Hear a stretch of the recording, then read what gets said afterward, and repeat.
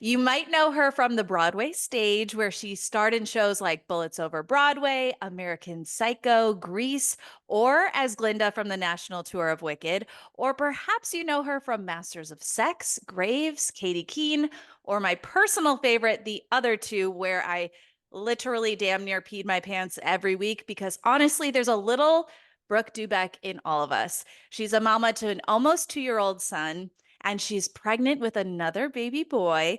Plus, she's one of the smartest and funniest people I know. So please welcome to the podcast a mama we love, Heléne Yorke. Uproarious applause. We're Woo! doing it. I Yes, we're have doing two it. chins now. Oh, the joys of pregnancy. I literally Yeah. messaged with my dermatologist. I was like, my face is falling Oh. and I don't know what's happening. She's like, it's pregnancy. We'll talk when he's out. I Yeah. was like, It's "Okay." so funny how it's pregnancy. I said the same thing. I was like, my eyelashes are falling out. Oh, I it's literally like, pregnancy. it's pregnancy. I know. I've been like, why are my eyelashes dead? And now I'm obsessed with like things on Instagram, like all of the things I'm gonna do to my face. And I was like, I guess I'm like cutting out all of my eyelid. Yeah. Like I didn't realize we were all doing this, but like it looks fucking amazing. So I guess Yeah. I'm doing that. But then I can't tell if it's just because like the bobo isn't like holding my face together. The It's Botox isn't toxing. it's not Same. toxing. Mm-mm. I'm Wears off quicker fully the older we get. I'm like Yep. natch and healthy right now. I feel great, but I look like shit. I Well, really disagree. yeah, The we think first you thing I look, thought was, damn, you look refreshed. What is happening? I did color my hair yesterday. Well, you look hence the beautiful. shiny hair. Well, There it what are you is. gonna It do? looks beautiful. We like to ask everyone who comes on, how's your heart? Just like mom to mom. Oh my How's the God. heart feeling? I mean, I gotta be honest, like having a second kid, like during second trimester, I was like, oh my God, like what the fuck?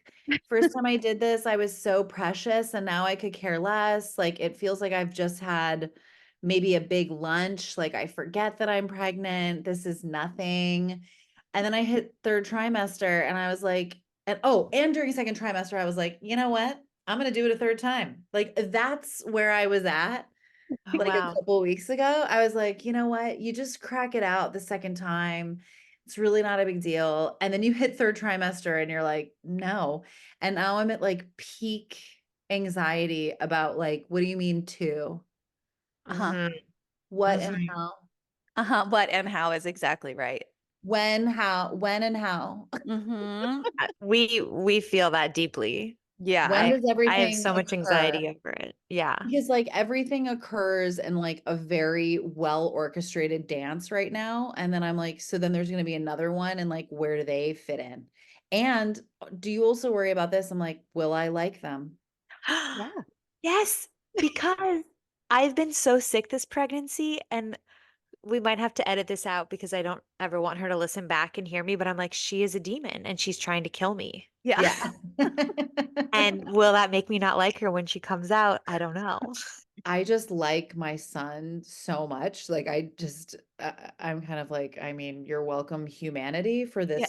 this golden boy. Like, and then Oh, he's so marvelous. And I'm like, good luck, new guy. Like Yeah. living up to this like perfect angel. I don't know what I mean, he is, almost two, so he's doing things like pulling my hair and thinks it's hilarious. But like other Yeah. than that, he's the best person who's ever been born. Yeah. So I don't know what to say. oh, I feel that I too. agree. I want him to marry my daughter when they're older. We've already discussed this.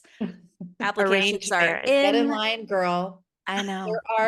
Here is a stack. I have a stack of applications right here. I believe it. My heart is It's at peak anxiety, I'd say, to like how to do too. Oh, and then I had a checkup today and my doctor has two boys. And I was like, I'm really not, I don't know what this is going to be. And she's like, it's just so much easier. When you have your second, she says, you think about the time you had your first when you're like, I didn't even have time to shower. And you look at that former self and you're like, what a dipshit. Like, this baby is nothing. Like, I'm chasing Right. the toddler around. Like, I can go shower. They can sit in this swing and like cry for 15 minutes while I do that. They'll be fine. Yeah, they will. Right. Right. Once you have the toddler who's running around and literally has a death wish, Yeah. showers are way more tricky. I still do the showers. He just wants to climb in with me. Yeah. Dylan does a Oh, lot of watching me shower, and I'm Do you hoping have it a just, door? we do, we No, like a door do. on the shower. Oh, no. Mm-mm. A Okay, so curtain. we have a curtain. And I yeah. was at my parents' place for a month and they had a door for the shower. And I was We like, have, this changes fucking everything. I know. yeah. We have a door. It's nice. And she goes in a little pack and play right outside. Yeah. And then she's, the whole time. And I'm Yeah. like, I'm coming. I'm just, Yes. showering myself. There's no jump scare quite like turning and seeing your kid just like peering in the curtain, watching you shower. Get ready for Yeah. that, Katie. It's special. The I other day know. I wear like almost exclusively onesies, like spandex onesies, pregnant. And so I get nude to go to the bathroom. And obviously my son is like, what are you doing? And I'm like, going to the bathroom. And he's like, I would love to come. And I'm like, do I have a choice? And he's like, no, I'm coming. And I'm like, okay, I'll see you there. So I get totally naked in front of my son. And then the other day he just pokes my nipple, just like Oh, really slowly, just like pokes it. yeah. What do we And do with like that? giggles a little. And I was like, that's a booby. And he's like, booby. And I was like, that's That's correct. right. Oh, Yes. that's Right. so real though. So That's real. so real. I'm coming. I'm sorry. I would really rather you didn't. I'm coming. I don't know what to tell you, but I'll be there. I'll see you in there. Take It's your tits party. out. Oh It's my a party at the God. potty. Yeah. Oh, I told you the funniest person I know. Helena, you Cheers. are also one of the most fierce, strong, confident women I know. And I Okay. think it's so perfect that you are raising boys because I feel like we need these strong women to raise these boys right. So, what kind of men are you hoping you bring up? I actually had this conversation with a friend of mine recently who has a girl. And I was like thinking about the fact that like I was having two dudes and I was like, what do I do? And she's like, you just raise them to be like the man that you love. And so Mm. that's how I think about it. He's also just really lucky because he's got a dad who's like really chill and I say physically affectionate, it sounds dirty and bad, but you know what I mean? Like he's Totally. very snuggly and sweet and patient with him and different in ways that are necessary, like yin to the yang. So I want him to be like my husband, but funnier because I'm funnier than my husband and more interesting because I'm more interesting than my husband. But other than that, the one thing I want to say about having boys, and you guys both have girls, I keep thinking this thing, like I look to my mother now that I'm a mom. And Mm. my mom has this like very special grandmother. She goes by privilege because I'm the mother and she's my mom.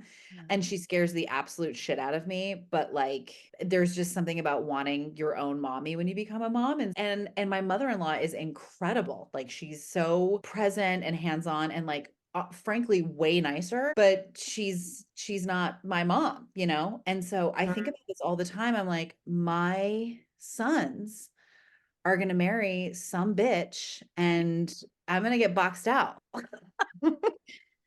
And You won't get boxed out. she's Never. going to be like, I don't care about you. I want my mommy. I'm going to be like, okay, but you know, like I'm cool. And she's gonna be like, I don't care. I want my mommy. I think about that a lot. Yeah. It's funny Oh, you say that because I do feel like, I'm the yeah, bitch after my you've given husband birth, married, is what I'm you saying. it's true though, we just want our moms. Like yeah. even in the Yeah. hospital, I was like, I want my mom. Like I wanted my husband there, but I also wanted my mom there. And my husband couldn't fully like understand why she had to be there all the time. And I'm like, because I want her there. Yeah. Yeah. She's my mom. And Yeah. and now I'm doing this thing that she did for me and I understand her so much better now. Like when I Yeah. went back to work, when I shot season 3, like 3 months postpartum, and my mom came and nannied for us for 3 months because I Wow. was like not ready to, worry about an employee or something. I was like, I'd rather just have my mom. And now she's coming when he's born. It's just like, and my sons are gonna leave me. They're gonna leave me. And I'm already thinking about it. The true thoughts of moms coming out here.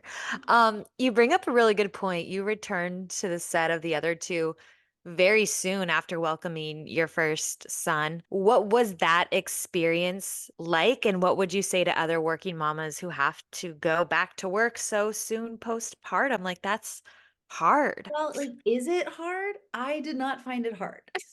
Really? And not because it's not hard, like sure, being a mom is hard, don't get me started, but like I want to answer this thoughtfully because I think it's really different for a lot of people. So I know somebody who works for Netflix, and Netflix gives you a year maternity leave. And Amazing. she was obsessed with that and wanted that and was like so happy to take that. And a lot of like, we literally looked through the breezeway at another couple who just had a baby. And we were like, damn, her maternity leave was 6 months, which we like clocked and knew because we are intimately acquainted with their entire lives. Like, some serious like rear window New York City shit. And I look at it and I'm like, I would have disintegrated if I had 6 months at home with a newborn. My postpartum experience was the loss of self and Mhm. identity and autonomy. It's why I didn't really take to breastfeeding. I pumped to feed and I bottle fed because I sort of like I found this insane feminist streak inside of me that was like, what do you mean I'm the only one that can feed him? You know? And I I was feel that. really Yeah. bothered. And I was like, he's got to suck on my body. Like, this is me. And I think what's tricky about like talking to other moms or even coming on and saying this is that you can get a lot of people like jumping down your throat, being like, no, like this, whatever. And I'm like, whatever works for you is what works for you. This is just my experience. My loss of autonomy turned me into kind of this like withdrawn monster. And I asked for 3 months. Like, that was what was so great about that job, was that they were like, how much time do you want? And I was like, I Oh. think 3 months is good. And by the time it was time to go back to work, I like put my LV in a fucking cooler, REI cooler bag. And I would like pump with the transpo guy in the van on the way to set. And I would be like, I actually need a second. The titties are full. And, and I just sort of did it and I really liked it. And I also felt very, I liked pumping because it made me feel like, oh, I'm feeding my child and I'm like an active participant as a mom, whatever. But like, if that doesn't work for you, like I think formula is also fine. Yeah. And I just think that there's so many hard and fast rules that people give themselves. And I think what works for you is what works for you. So yes, it is of course hard to go back to work and like, have this little person who you've taken from raisin to potato and like leave. But I was still obviously around all the time. And my mom was here and I love working. I love working. Mhm. So, like, what scares me more is that I don't know what my next gig is. And so I'm kind of like, when can I leave my potato? On that same token, I think we've also, as a society, sort of like rejected the stay-at-home mom. We've kind of put her in this box and we really judge her. And we really are like, oh, you decided to stay home. And I'm like, if you have a kid and you financially can, and you save a ton of money on childcare, by the way, Yeah. and you stayed home, I think that that's incredible if you're feeling it. No, yeah, we talk about that all the time on here because there are things that you feel, but you aren't comfortable saying out loud as a woman, as a mom, as a working mom. Like, we're supposed to maybe want to stay home and be with our kids, but it feels good to get back around adults and be doing the thing that you've worked at for years and years and years. And that's okay. And so many people are scared to say that. So I've always loved just how you stand in that and like you say it and you always say it so perfectly where I'm like, Yeah, you just nailed it on the head. So I'm glad you said that because I think that resonates with more women than it doesn't. I also like right now I'm not working and I sure did pay a babysitter yesterday so I could get my hair colored and walk around Flatiron eating a chocolate chip cookie. Like Right. But I that's did self-care. Like those things, those moments to yourself I think are so important. like the day where I'm full blown, I'm not as good. Like Yeah. I'm just better Yep. because of time I take for myself and also working. Mhm. And everyone's journey is different in the way people approach this and feel about it. Everyone is different, and I think like what you said, what works for them, that's great. Same with Yeah. like breastfeeding versus formula. I did both, and it's Mhm. like, what we have to figure out what works for us and what makes us like the best versions of ourselves. Yeah, I just think we put so much pressure on ourselves to like do things that maybe our mothers think we should be doing, or friends of ours, or like maybe like preconceived things we put on ourselves before we became moms that were like, I have to make this happen. And I just think like being able to let go of it and do something that works for you is the best thing. But by the way, like people's opinions on this are so strong that it's actually like psycho. It's like Very. I Agreed. know. relax. Yeah, Yeah. please Yeah. relax. Oh my Take God. a beat. Eat a Um, chocolate chip cookie. yeah. Treat Yeah. yourself. Pay Uh, somebody an hourly so you can walk around Flatiron eating a chocolate chip cookie. yeah. Helene, I have to say, when you got the job on the other two, I was so stoked for you for so many reasons, but a lot because you were going to be with Molly Shannon every day. And it feels like the two of you got this really tight bond. She was your on screen mom. And I'm curious if you guys ever talked about motherhood on set and like what those conversations looked like because she appears to be crushing it. Like she just seems like the best mom. She is the best mom, and we do talk about it. We did talk about it all the time. And she like launched two kids. They're in college now, and she had them back to back. They're 18 months apart, and she went back to work. She went and did Marie Antoinette like right after her son was born and brought the nurse with her and like Wow. went to France and like shot that movie. But what I love about her is that she without she is who she is on screen, and just it's sort of just not a question to her to prioritize her kids and her family. But yeah, we've had a lot of conversations about it. It's really different in this business being a woman versus a man.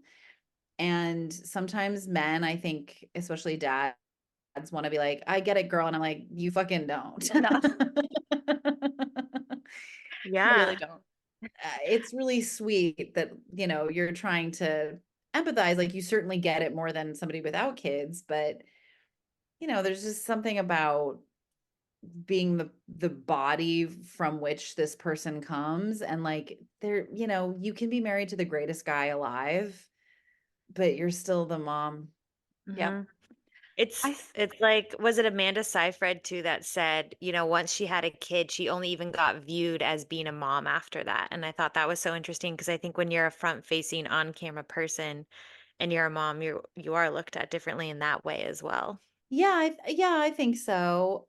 But yeah, I mean, I'm trying to reject that generally. I'm just like, I don't know. I think that there's so much more to every person. I mean, certainly in my life, it's like I don't want to say I reject it. It just like is what it is. It's like, you can be seen as a mom, but like I don't see her as a mom.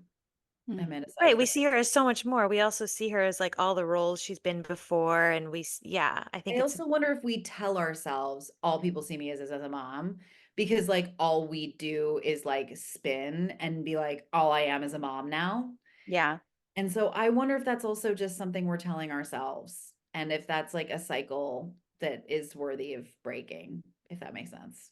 it does. So And much sense. so important to be all the different things that you want to be and not just be in a box that you feel like society has put you in and then like say okay to that. Well, like the mental real estate it takes just to be a mom, it's all consuming. And so then we assume that everyone is looking at us thinking, oh, she's just a mom or Right. something. Yeah, I see that. I can see how that's a narrative we spin in our Mhm. own head for sure. Because once you have a kid, like a piece of your brain breaks off and dies, and you're just like constantly aware of that part So that's true. gone. Mhm. Um, Now that you are expecting your second, is there anything you would do differently? Hallie and I talk about this. We were so hard on ourselves early on with a newborn, and I want to show myself more grace the second time around I want to personally. sleep train earlier. Like I failed that so man, hard. I slept trained so early. You We did nailed too. it. I want to talk offline about how you did it because baby I boy mean, is a good sleeper. yeah, it's really something. It's like even now, it's interesting to me. I talk to moms and I totally get it. They really struggle with bedtime and they can't get the kid to go down and they're kind of like in there until 9. And I'm like, no, that stinkers in there at 7. And I'm like, bye. Yeah. Mhm. That's how we are too. Mine's still having a nap right now on the My monitor. husband asked me the other day, he's like, do you ever? And he was like really upset. And I was like, what? He's like, do you ever, when you like put him down, feel relieved? And I was like, Every day. every day, Barry. Literally every day. Yeah. Yeah. Mhm. Literally every single day. Yeah. The What are you biggest sigh of doing? relief of Yeah. It's like, like, oh, yeah. I think I, I think what I would do differently is stuff, and not that I would do differently, that I think will just like naturally occur, is that first of all, there was nothing more terrifying than coming back from the hospital and being like, what the fuck is this? Like, what do I do with this? yeah. And also, like, again, the breastfeeding rigmarole is real. And like, I had to talk to a lactation consultant because I felt so guilty. I didn't want to breastfeed. And she didn't help me breastfeed. She helped me get over the guilt of not doing it. And so I just have systems in place now that I'm excited to just like put into place, and like the things that I know that I liked, that he liked. And I understand that like a second baby could be different, but I know that they'll have different personalities. I totally get that, but there's just something about yourself. Like I will be different because I will. And do you also remember like feeling stressed and realizing that the baby was picking up on it? You're like, oh my God, I Yes. feel that I'm worked up. And I just feel like I'm not going to be worked up. So I'm wondering if everybody talks about like, oh, the second was just so much easier. And you're like, yeah, maybe that's just because you're like chill as hell, you Yeah. know? Mhm. Like it's like I said, what my doctor said today, she's like, it's so funny, these people with first time kids are like, oh my God, I can't even take a shower. And you're like, just let it cry for 15 minutes. Yeah. It'll be fine. It's Yeah. like the sound of a baby crying just affects you less, is like Yeah. heartless as that sounds. You're kind of It's like, so I know true. what this is. Yeah. Well, because there's this thing when you have your first and you hear them cry, it's like, I'd almost be like, oh my God, she's unhappy. She's going to be in Judging therapy me. her whole life. Yeah. Yeah. And She then you knows just something that I don't know. realize, And then I realize they don't know anything. yeah. And And I still have to remind myself that. And I'm like, yeah, oh man, he must be bored because this, that, or the other. And I'm like, he doesn't know no, no. I have no idea. I think you're right though too. It's anything. like when you have a calm environment, it's like your baby is calmer. Yeah. Yeah, I've heard Yeah. stories about like, a chaotic household and there's a lot of like yelling and then that baby's always crying and it's like, well, let's everyone take a step down and Yeah. if you're calm, I do think your baby will, there's a chance. I won't say there will be, but I think there's a I chance your also baby think will be like calm. you're just better at troubleshooting when they are losing their shit. You kind of like know what's going on. Mhm. Yeah. Give you this, or this. Cause like it's always like the newborn, it's like, I don't know what you need. And it's like sometimes there's nothing they need. They're just like they haven't farted. Yeah. They have gas. Yeah, like Hugo Um, used to have these insane witching hours, and I would bring him to a bar and order a frozen margarita. perfect. I like that move. I'm Yeah. adopting For that this me, not for time. him. Yeah, yeah, yeah. Just to To be clarify. clear. Yeah, I did Um, not give him margarita. yeah. Yeah. All three of us started the whole baby making thing later in life. I hate when they say we're geriatric. That shit's so rude. But what would you say to all the people out there who might be feeling anxious about their biological clock? Oh my God, I have a lot to say about that. I didn't meet my husband until I was 34. And I used to do all this math, and Hallie met her fucking husband when she was a zygote. And I used to do all this math all the time about like, okay, well, and I did do this thing when I got out of my previous relationship. I was 33 and a half, let's call it. And I was kind of like, it might not happen for me. I just sort of was like, I did the math. I was like, okay. And I say this all the time, women who are 34 start doing math. And it's like, okay, I meet him and then I have to like date him for a couple of years. And then he has to like propose, and then we have to get married. I mean, this is if you do the traditional route, which is not for everyone, but it Mhm. was for me. Mhm. And then by that point I'm 36. And if I want to have more than one, and then I just like met my husband 2 days or 3 days before I turned 34. And I got lucky. And that's all there is to it. I just got lucky. And it worked out. And, almost 2 years later, he proposed. And then we got married 6 months later. And then I was pregnant on our honeymoon.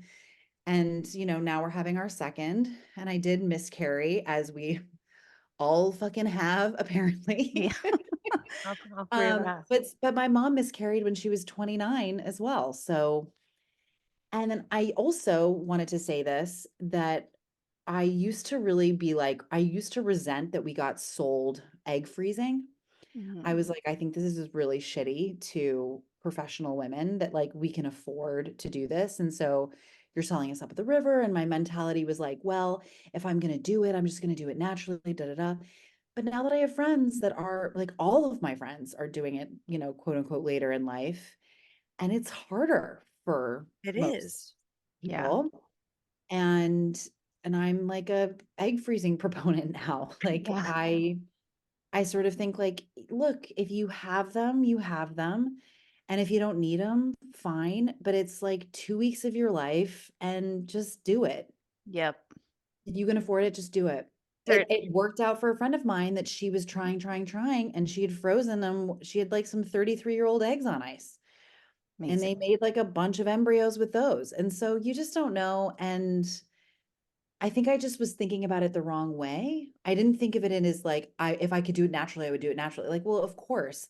But if it didn't work out, you want those young little eggies. I don't think go crazy. Like, you don't need to be 30 and worried about it yet. But when you hit 33, like maybe stick some needles in your butt and like just get her done. Heléne, I have to tell you, Katie started, I mean, she's like the woman who can do it all. She's an entertainment journalist who also on the side started an at-home like egg testing, like find out your fertility kits at home. Oh my God, that's great. I So know. that's what I was gonna say. It's like if you don't have the means to like eventually freeze your eggs, but you kind of want to know where you're at, there's a technology that you can do that. You can check your AMH, you can check your full Yeah. fertility. And I think it's so important to do that early on because a lot of people are having issues even in their early 30s. And for me, it's like, thank God Hallie and I froze eggs when we did. That's how she's pregnant now and how I have my current daughter. Um, and then I ended up getting pregnant naturally. It's a whole story, But I Um, think that's I really think good like advice. check in on yourself, like freeze your eggs, like if you can have I the didn't means. know what an AMH number was until I miscarried, and I was like, let me just check. I'm 38. Let me like see, because I at that point was like, I'm 38, and it happened very quickly for me the first time. But then I was like, let me just look into it. I just want to like see what the deal is. And I had Mhm. some complications as a result of that miscarriage that took me down this other road, but like I learned my AMH, and I didn't even know what that was.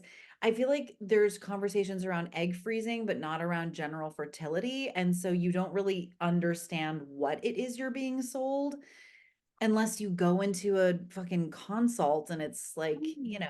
Yeah, I would say check your AMH early on just to sort of get like a visual of sorts of like what's going on with your body because yeah, you yeah, can and if you're go and 30, 31 and it's low, like do a couple eggy rounds, baby. Yeah. Because by exactly. the time you're like 36, it's like really different picture, Yeah. which Mhm. I didn't understand or know. Same. I think for all of us, I remember my first AMH read, I was like, it's what? Yeah. Like it was 0.3 or something crazy like that. Right. And you want to be between 1 and 4, right? Exactly. And then somehow now I'm pregnant and mine was also vitamin D related, like a vitamin D deficiency. But everyone's story is different. Yeah, I know. Everyone's like story is different because when I fixed that, my AMH went up to 1.2. It's a whole thing. Yeah. But I think people need to educate themselves, if anything, just to know, you don't have to immediately jump into the egg freezing 20K down the Yeah. road. yeah, there's other things that you can do. I feel like we started this podcast because we wanted to sort of provide a place where women could come and feel seen in the good, the bad, the ugly of motherhood. We like to say motherhood is a sisterhood. So if you could kind of give all the mama sisters out there one piece of advice or encouragement right now, what would you say? I'm going to say something that like I have been saying to myself recently. It's okay to want kids, but not babies. I feel that Yes. so deeply. I even said, I was like, I do not like the newborn phase. I don't like it.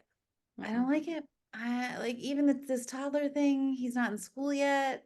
He's still shitting his pants. I had to, I sat with him for every bite of dinner, teaching him how to use a fork. And I Yeah. think moms of older kids could listen to this and be like, it gets hard. And I'm like, you're not carrying them or like physically wrestling them to put their shoes on or, like I know that there are challenges elsewhere. I just sort of want to have conversations with somebody and be like, hey, do you want to share this pizza and like watch Ellen Canto with me, which I have not watched yet specifically so I could experience Pixar movies with my children for the first time.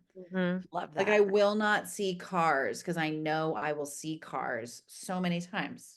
I Yeah. haven't seen Frozen yet, and everyone's like, "What?" And I was like, "I know that day's coming." I Yeah. Mhm. hear you. Yeah. And I want to experience it for the first Yeah. time with her. That sounds amazing. Yeah, Right. And exactly. where they can feed themselves and it's not going all over the kitchen, at least for And Yes. you're not like like right now. throwing it and thinking that Yeah. that's hilarious. And you're having to like bend over with your giant bulbous body to like pick up their I thrown know. food. I know. I'm just like, and I said this to my doctor today. I was like, this fucking baby thing. I wanted kids. Yeah. Yeah. I look forward to the day. I'm like, this is all like they better love me and love being around me when they're older because I'm doing all this in anticipation of having some like kick-ass family fun when they're adults. Like just Yeah. like looking forward to that I very mean, I gotta say, I look at Hallie and I'm like, I wish Hallie was my mom. The way that you set up birthday parties and no that like I you know. melted crayons and oh like no, that shit them was in so a stupid. mold.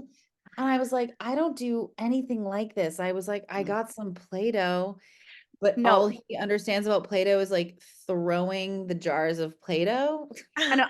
Helena, I'm doing it wrong. And I have to tell you, I've actually so many times since Dylan's first birthday have cited you and given your advice to other people because after I threw this massive first birthday party for Dylan and I was embarrassed on that day. I was like, who is this actually for? Because she Yeah. won't remember it. So what was I doing? This is a wedding. And I remember I was with you like 2 months before our babies turned one. And you were like, yeah, I am going to have a dinner party for the adults because we survived parenthood for the first year. I have a cake, a balloon, all the cute things for my baby. But, like that's the way to do it. Like do something to I threw a celebrate. dinner party. Yeah. And So like smart. you did Love it that. right. You did Yeah. it right. I'm I gonna do even that. look at two and I'm like, he still doesn't get it. Yeah, So exactly. You are amazing. Hallie has Yeah, given me lots of your advice to her throughout my past year journey, almost a year. nice. So yes, all good things coming out of her mouth. yeah. I do have to say, you have been such a lifeline for me in motherhood, and I know I've told you that privately, but now that I have a platform to say it publicly, I just want to say there are women who kind of keep you afloat, and you are both two of those women, and we've conceived our babies a week apart from each other twice. So Yeah. we've kind of rode the wave together. And when shit has felt really heavy, you've been such a safe, loving, like judgment-free space for me. And you've always like, just helped me feel like whatever I'm feeling is valid. So I just want to say thank you. I think we all need more women like that. And that's why Katie and I did this. So thank you for being there the last 2 years and for showing up again today.